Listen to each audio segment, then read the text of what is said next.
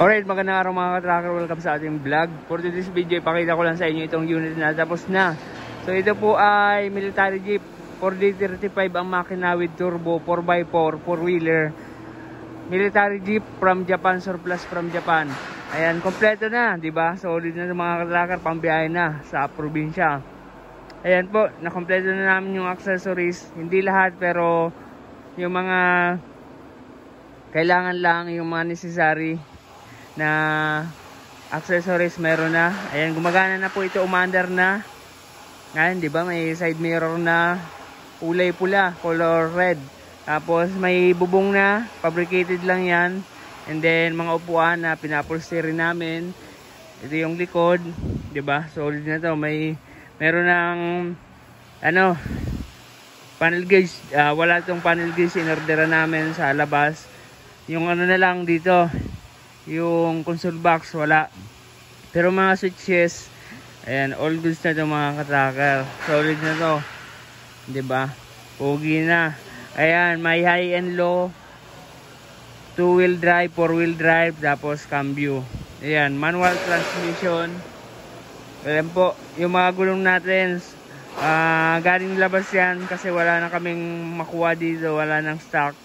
In-order rin namin para mabuo lang, di ba? Solid na mga ka-tracker itong military jeep natin. Di ba? Palitan na lang nila ng bagong gulong. Ito mga expired na. Ayan, ito pala yung takip, hindi lang nakabit. Yung dun sa console box, pinturado na, color black yung undercoat. Ayan, di ba? Solid na to. Silipin natin yung makina. Pwede makita yung makina. Ayan, contactor niyan, si Kuya Joseph. Ayan, yung gumawa nitong jeep na to, 4x4 pambundok.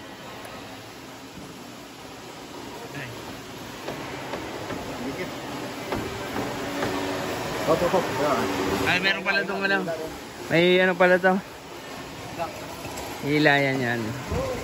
Yun, binubuksan natin, may cooler pala dito. Ayan, di ba? Na-change oil na to, na-tune up, palit filters lahat. Pwede natin pandarin.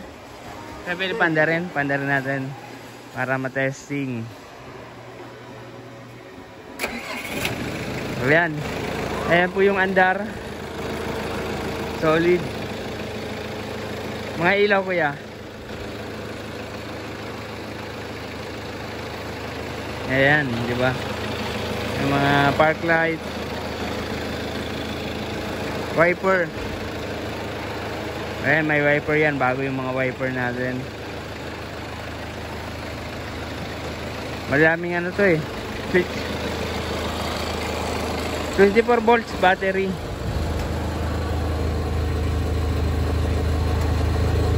Ito. Ngayon.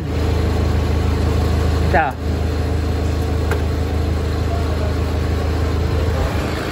Ayan. Headlight. Ha? Meron na yan. Umilaw na yung headlight niyan. Ayan po, solid nito. Taillight. Universal taillight po yan. Ayan. Ayan, di ba? Ang ganda pa ng andar. Ang ganda pa ng andar. Revolution. Ayan, high and low.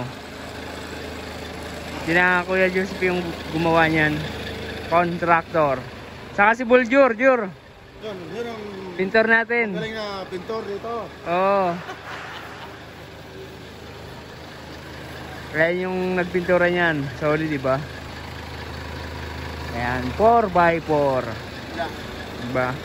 Pwede to sa Mount Pinatubo. Ganito yung nakikita namin ng mga jeep. Yun nga lang, malalaki yung gulong nun. Pwede naman palitan. Pwede itong i-modified, i-lift up. Ayan. So ang presyo nito estimated price 300 to 400,000 dito mga ka-tracker. Nag-iisang unit na lang to, buti na buo pa. Maraming nagtatanong sa akin nung nakaraan, pero hindi namin may offer kasi talagang madaming kulang, sobrang hirap. Tapos kailangan talagang tiyagaan. Pero yung may nag-order kasi na need talaga, so pinagbigyan, binuo para ayan, magkaroon sila ng unit na ganito. So hindi na yan original yung mga bubong niyan, fabricated na lang. Wala na kasi yung mahanap tayo eh.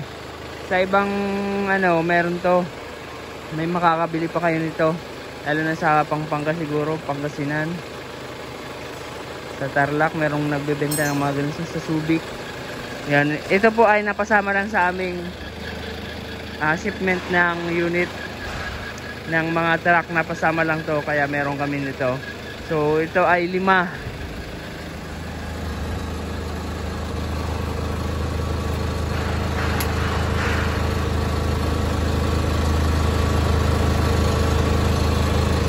Ayan, di ba? Solid na. Hindi ko alam yung mga switch ko sa ano yan. Ayan po yung itsura ng ating unit. Ayan, di ba? Pogi na yan. Pogi na. Ayan, shoutout sa mga wheelies enthusiast dyan, sa mga mahilig sa jeep. Ayan po yung unit namin, di ba? Pogi na yan. So, kunting ano na lang, hemas na lang yan. Kunting ayos na lang at may deliver na namin. Kailangan ito i-deliver ngayong December, ihahabol ngayong taon. So yan, maraming salamat sa panonood. Kung nagustuhan nyo itong truck na to, yung jeep na to, paki-like, share and mag-subscribe na. Maraming salamat. God bless. Bye bye.